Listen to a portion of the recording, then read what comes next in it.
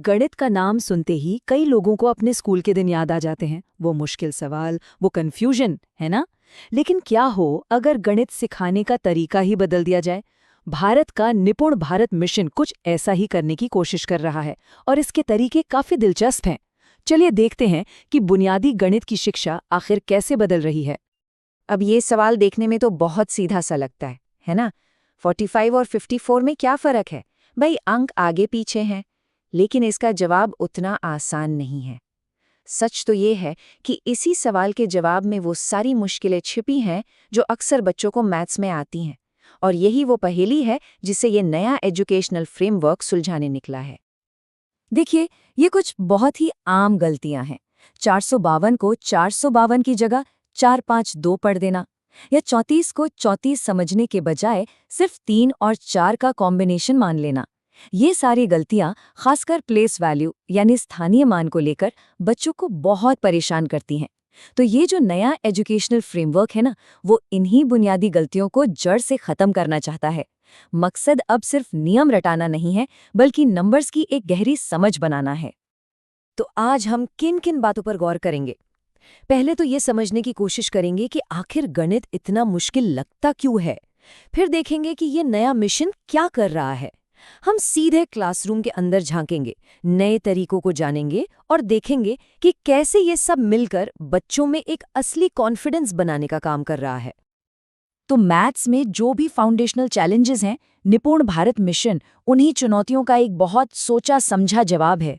और ये सिर्फ कोई प्रोग्राम या स्कीम नहीं है, ये मैथ्स पढ़ाने के पूरे तरीके में एक बहुत बड़ा, एक बुनियादी बदलाव है।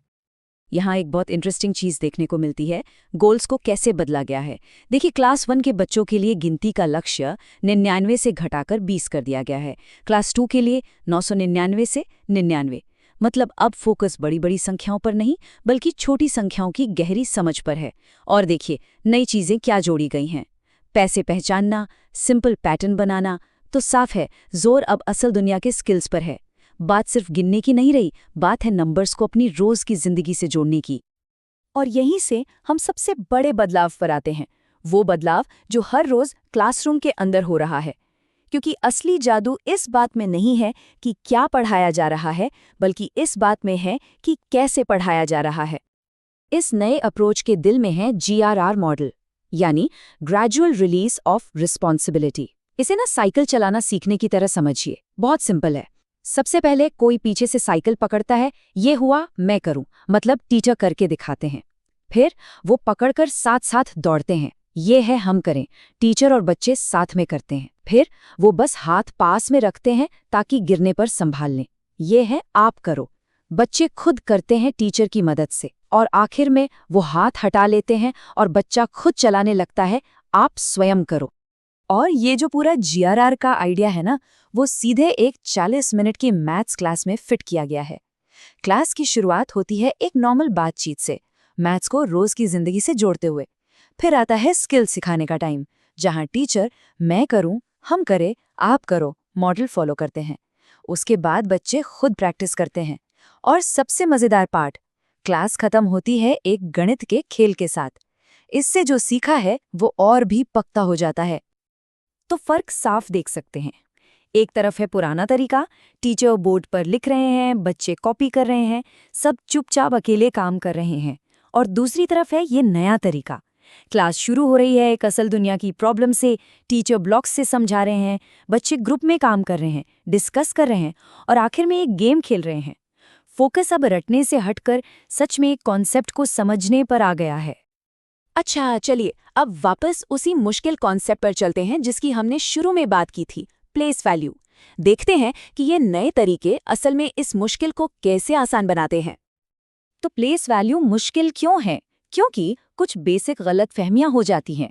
जैसे ये सोचना कि 452 का मतलब बस 4, 5 और 2 है, या ये कि नंबर में डिजिट की पोजीशन से कोई फर्क नहीं पड़ता। और सबसे बड़ी गलती ये सोचना कि 45 में 4 का मतलब सिर्फ 4 है, 40 नहीं। बस यही वो एक बुनियादी समझ है जिसे बनाना सबसे ज्यादा जरूरी है। तो इसका हल क्या है? हल है नंबर्स को फिजिकल बनाना, उन्हें ठोस रूप देना। जब कोई बच्चा अपनी आंखों से देखता है और हाथ में महसूस करता है कि 3 छोटे-छोटे क्यूब्स अलग हैं और 10-10 क्यूब्स की 3 रॉड्स यानी 30 एक अलग चीज है, तो प्लेस वैल्यू का कॉन्सेप्ट अचानक से क्लिक कर जाता है। वो सिर्फ नंबर नहीं देखता, उसकी वैल्यू को महसूस करता है। और ये सिर्फ ब्लॉग्स तक ही सीमित नहीं है। अब क्लासरूम में सीखने के लिए बहुत सारी मजेदार चीजें हैं। नाप तौल, सिमेट्री, पैटर्न, इन सब पर नए नए रंगीन पोस्टर्स हैं। जोड़ नगरी या घटाने की घटनाएं जैसी कहानियों की किताबें हैं।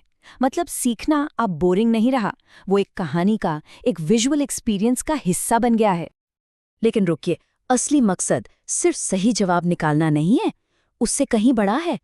असली मकसद है नंबर्स के बारे में सोचने का एक ज्यादा गहरा, ज्यादा फ्लेक्सिबल तरीका डेवलप करना। और इसी मकसद को एक नाम दिया गया है, प्रोसीजरल फ्लुएंसी। अब ये शब्द सुनने में थोड़ा भारी लग सकता है, पर इसका मतलब बहुत सिंपल है, मैथ्स में अच्छा होना। चलिए इसको थोड़ा और आसान करके समझते हैं कि इसमें क्या क्या आता है। इसका सबसे पहला और जरूरी हिस्सा है एक्यूरेसी, यानी सटीकता। हर बार सही जवाब निकाल पाना, ये तो फाउंडेशन है। अगर जवाब ही सही नहीं होगा तो आगे की बात ही खत्म हो जाती है। ये मैथ्स में कॉन्फिडेंस की पहली सीढ़ी है। दूसरा हिस्सा है एफिशिएंसी, यानी दक्षता। इसका मतलब है किसी भी सवाल को एक रीजनेबल टाइम में बिना फंसे सॉल्व कर लेना। देखिए, यहाँ बात सिर्फ तेजी की नहीं है, बात है एक ऐसे तरीके से सॉल्व करने की जो बहुत उलझा हुआ न हो, जिसमें सोच का एक फ्लो बना रहे। और अब आता है सबसे पावरफुल हिस्सा, फ्लेक्सिबिलिटी, यानी लचीलापन। ये वो काबिलियत है जब कोई सवाल को देखकर उसके लिए सबसे अच्छा तरीका चुन सके।